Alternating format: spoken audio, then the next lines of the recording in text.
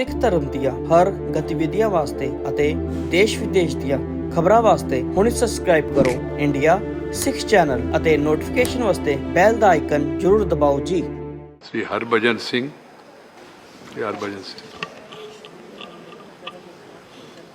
माननीय अध्यक्ष महोदय जी, सबसे पहले तो मैं आपका शुक्रिया अदा करना चाहता हूँ कि मुझे आज मौका मिल रहा है यहाँ बोलने का और आप सबके बीच में आया हूँ। तो माननीय महोदय जी, मैं अफ़गानिस्तान में गुरुद्वारे और सिखों पर हो रहे हमले के बारे में बोलने के लिए खड़ा हुआ हूँ।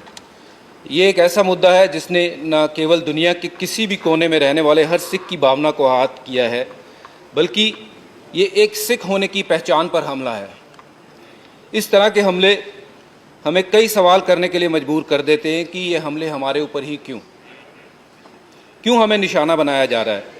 दुनिया भर में गुरुद्वारे, चाहे वो कोविड के दौरान या गुरुद्वारे ही नहीं थे, वो भोजन और हर तरीके की चीज़, ऑक्सीजन को लेकर के उन्होंने हर तरीके की चीज़ लोगों के लिए उपलब्धित की थी।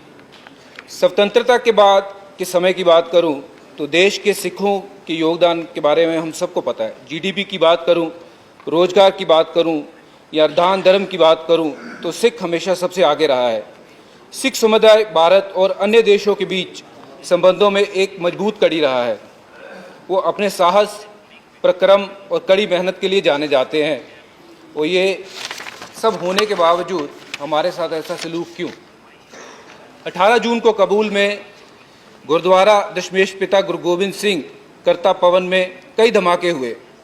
परिसर की ओर जाने वाले किले और दरवाजे के बाहर उग्रवादियों ने गोलियां चला दी, जिसमें 2 लोगों की मृत्यु हुई और कई घायल हुए।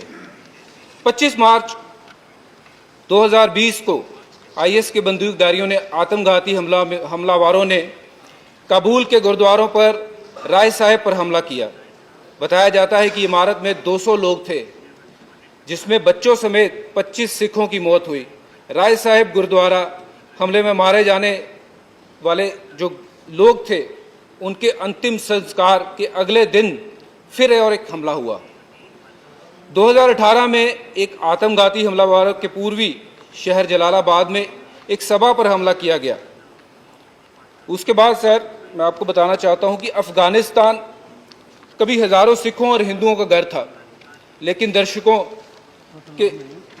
के संघर्ष के कारण ये संख्या कम होकर मुट्ठी भर रह गई है। 1980 के दशक में अफ़गानिस्तान में 2,20,000 सिख और हिंदू रहते थे। 1990 के दशक की शुरुआत में ये आंकड़ा गिरकर 15,000 और 2016 में गिरकर 1,350 हो गया है। जलालाबाद के हमले के समय 1,500 सिख थे। अब उसके बाद लोगों ने ये सोचा कि हम यहाँ नहीं रह सकते। तालिबान के सत्ता में लौटने से 300 लोग और कम हो गए, 300 सिख और कम हो गए हैं। अब केवल वहाँ पे 150 के आसपास। प्लीज हरभजन जी 0 और को 3 मिनट ही टाइम देते। आपने अच्छा महत्वपूर्ण विषय उठाया, मगर नहीं मैं अलाउ करूंगा, मगर वो रिकॉर्ड पे नहीं जाएगा। देख रहे तो स्टाफ होता है, राइट